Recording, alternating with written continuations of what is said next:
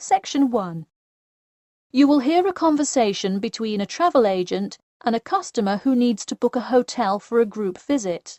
First, you have some time to look at questions 1 to 6.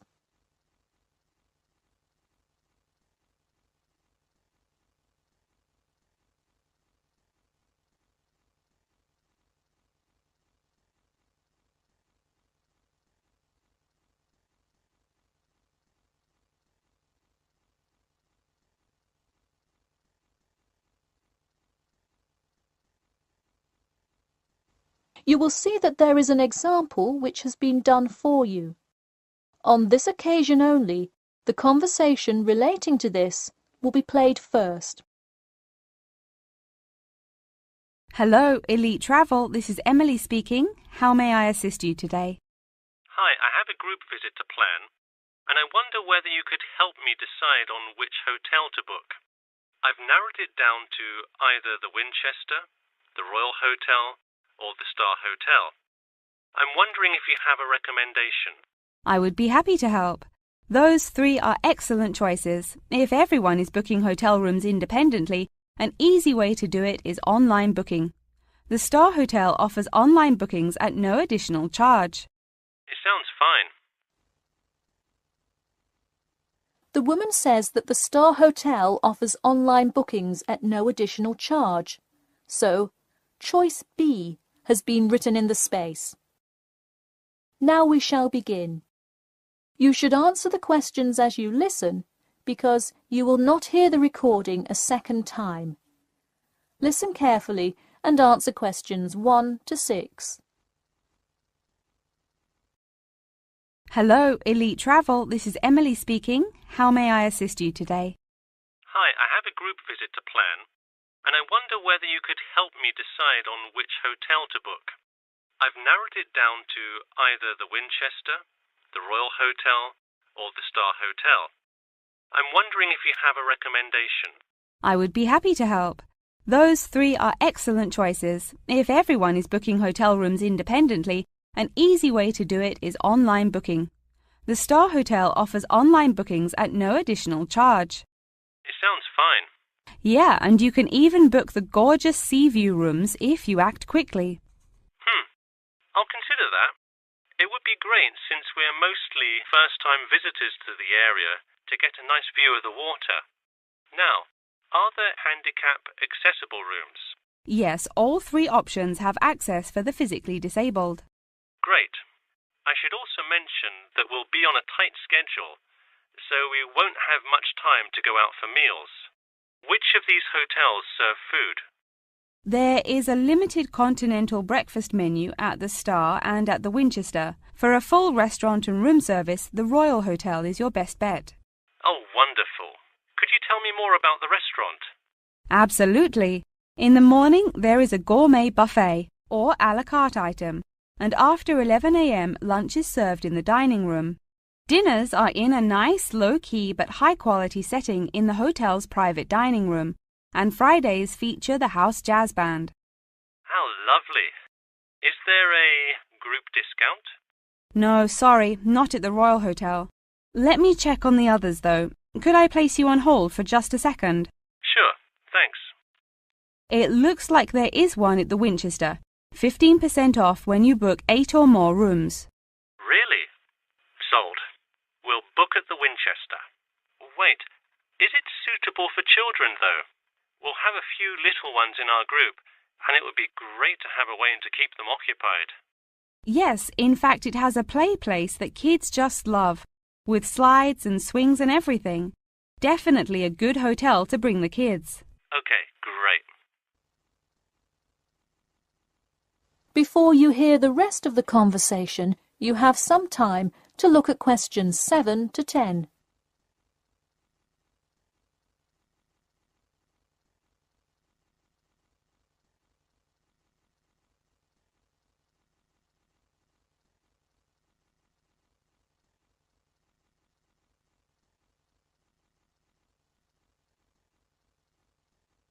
Now listen and answer questions 7 to 10.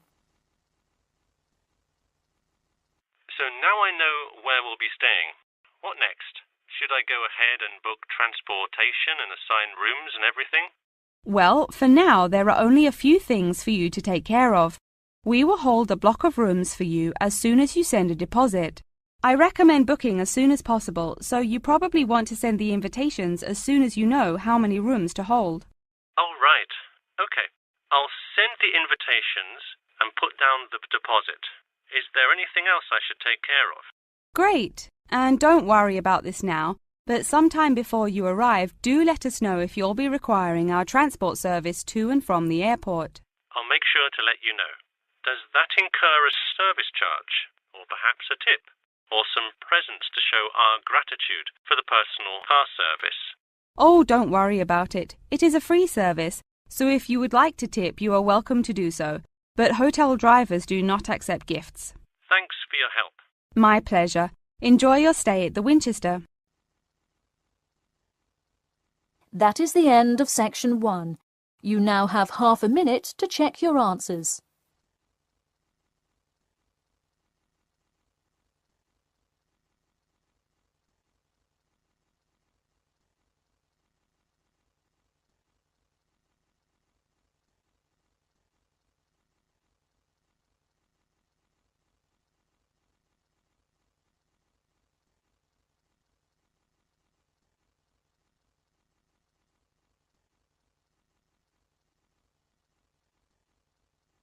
Now turn to section 2.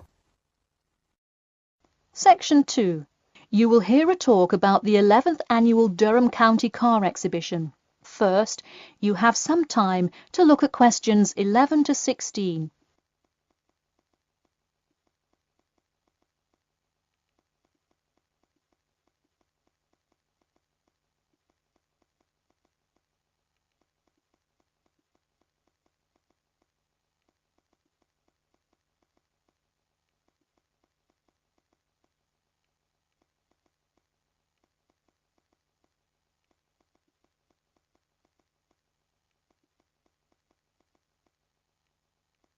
Now, listen carefully and answer questions 11 to 16. Ladies and gentlemen of Durham, start your engines.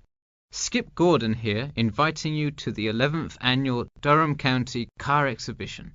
That's right, it's that time of year again. Mark your calendars. The pre-opening event kicks off on the 18th, and the exhibition officially opens to the public on Saturday, March the 19th. Take it from me, you won't want to miss Durham's most attended public event of the year 5 times running. You don't have to be a motorhead to appreciate the finest cars, both new and old, in existence today, but it helps. Be one of the 70,000 people to see everything from big rig monster trucks to good old-fashioned classic hot rods. Get your tickets now. Admission is £10 for adults and £5 for children during off-peak times, and £20 for adults and £10 for children, and senior citizens on weekends and for full-day passes. Come see vintage classics, bid in the auctions, and even test out a few on the Winners' Circle racetrack. An insider tip: weekends are the exact time when all of the best attractions take place, but to avoid Saturday crowds, join us this Sunday. You'll see me, Skip Gordon, and all your friends from WKXP there this Sunday at our very own booth, so stop by and say hi, and you might just win a prize of your own.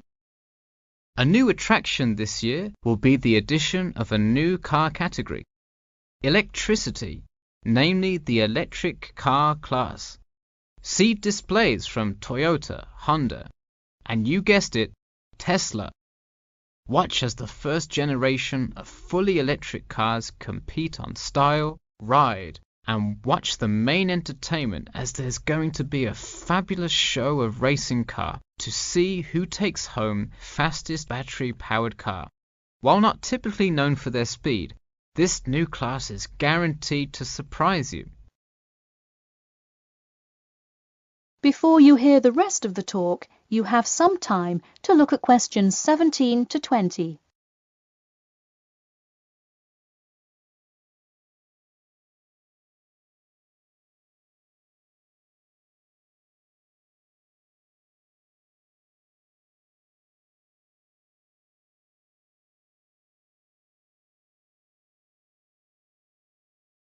Now listen and answer questions 17 to 20. Get tickets before they sell out. Last year's tickets sold out fast, so we upped the attendance this year. That's right, more seats. But don't wait. Act now and save. That's right, if you buy your tickets before this Friday, you'll get 2 for the price of 1. That's right, 2 for the price of 1. And don't worry, kids, just like last year, there's something specially for you. Wreak havoc on the road with the Kids Crazy Cars ride, and then race around the Tiny Tykes track in your favorite child-sized race car. Meanwhile, Mom and Dad can take a spin in a ride a bit more than their size. We're rolling out a massive dirt track so you can get behind the wheel and test drive something a little more adventurous. Put the pedal to the metal in a 4x4 SUV as you go over bumps and navigate through twists and turns. You'll want to buckle up. You heard it here. Act now to get in on the fun at the Durham County Car Show before it's too late. Come for prizes, good prices, and good old-fashioned family fun. We had a lucky draw for a new car last year, but this year our main event is the Monster Truck Rally, where one lucky fan will win a chance to experience the thrill from behind the wheel, well, next to the wheel, as they ride with legendary driver Smash Tate. Feel the speed firsthand and talk to a living legend in a true, once-in-a-lifetime opportunity. For tickets, go online to www.durhamcountycars.com or call 1-888-CAR-SHOW now. We'll see you there, and always remember to buckle up. That is the end of section 2. You now have half a minute to check your answers.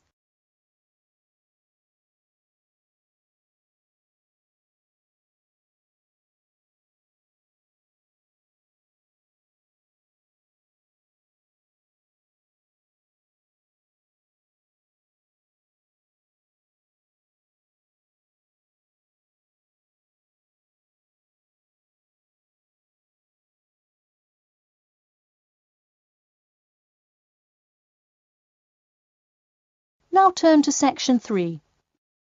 Section 3. You will hear a student asking Professor Jameson for advice in choosing courses for next semester. First, you have some time to look at questions 21 to 23.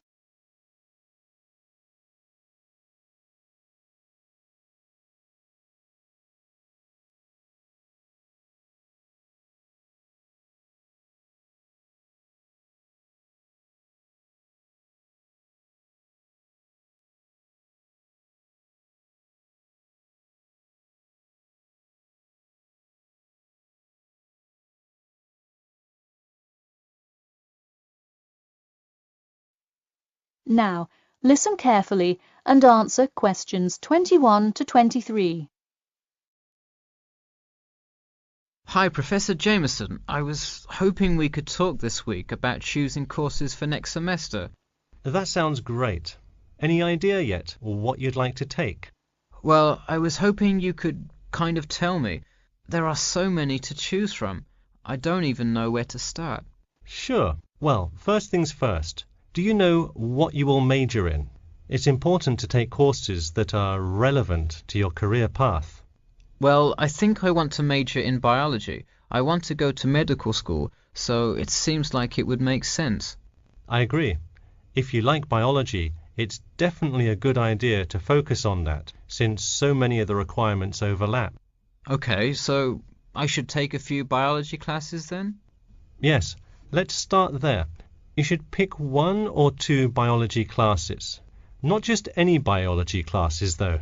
If possible, read online or talk to senior fellows and find out about the structure of the courses.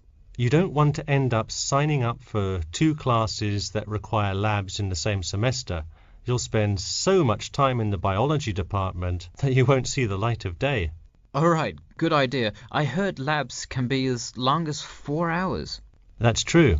And another thing, make sure the topic is either relevant to your major or something you're interested in learning about.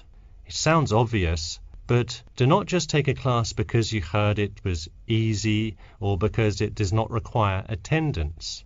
Of course not, though it would be really nice to have at least one class that's a little bit less rigorous than the ones I'm taking this semester.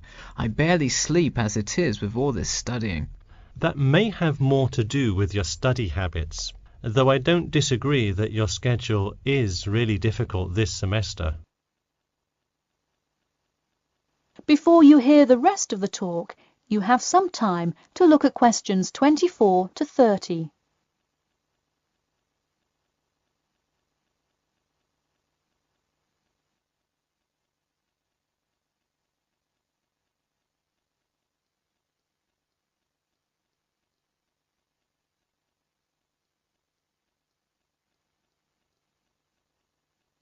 Now, listen carefully and answer questions 24 to 30.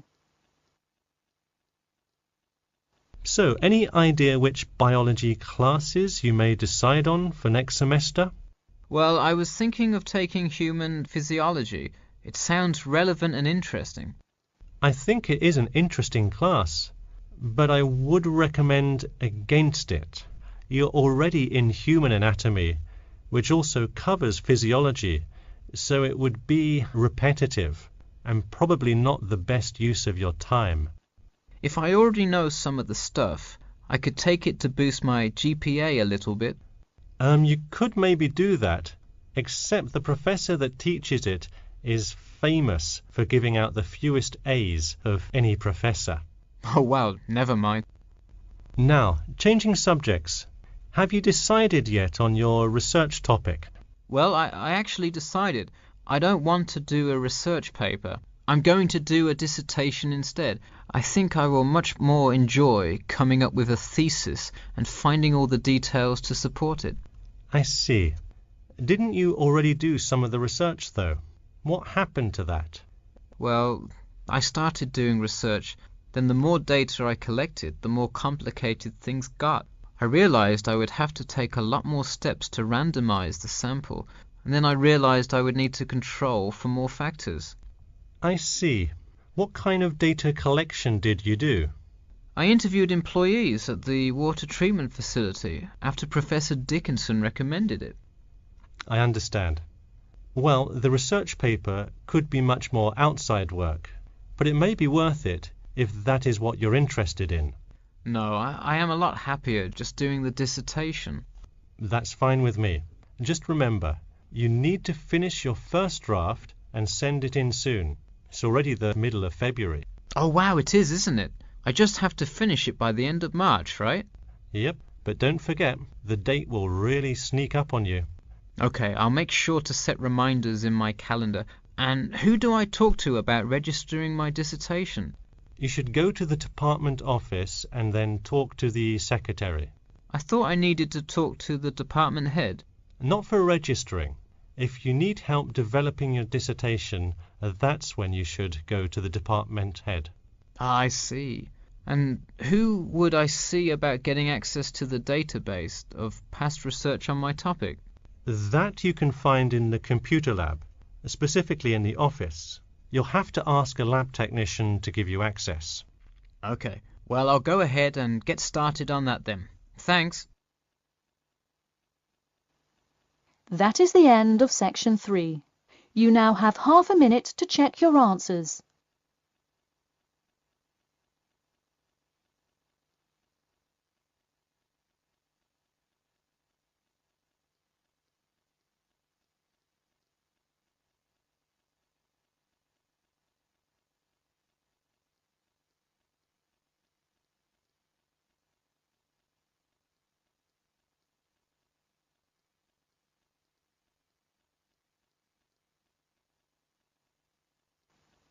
Now turn to section 4. Section 4. You will hear part of a lecture about the role of sleep in humans and animals. First, you have some time to look at questions 31 to 40.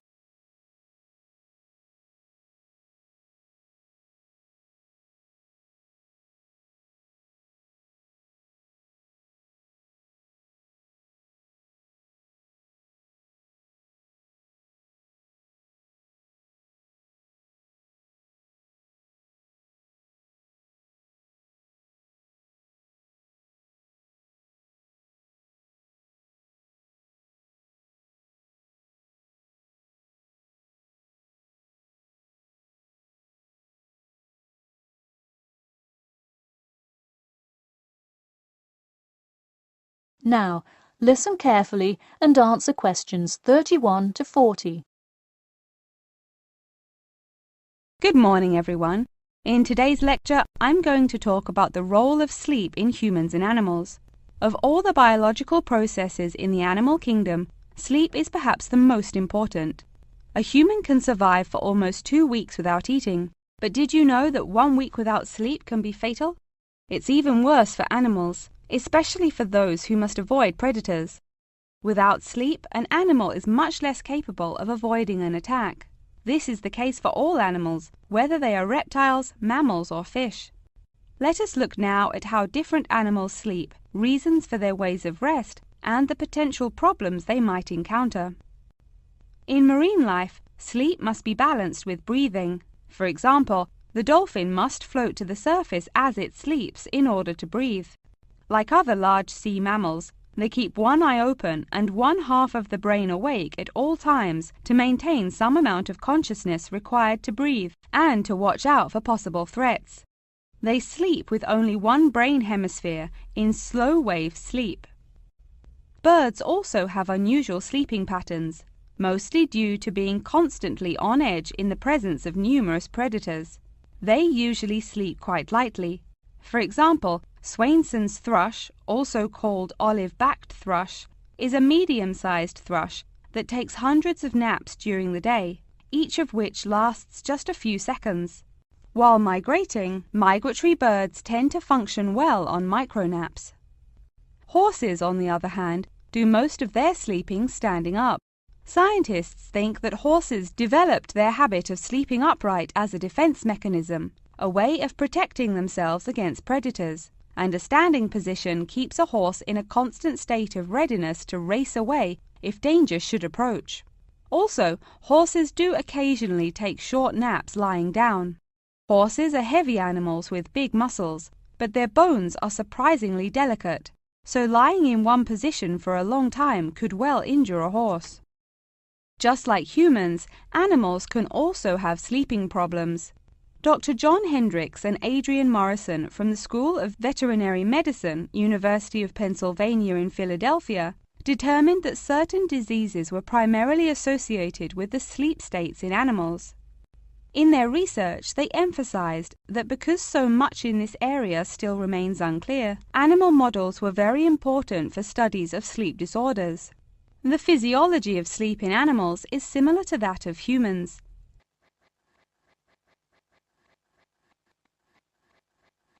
But why do we humans sleep?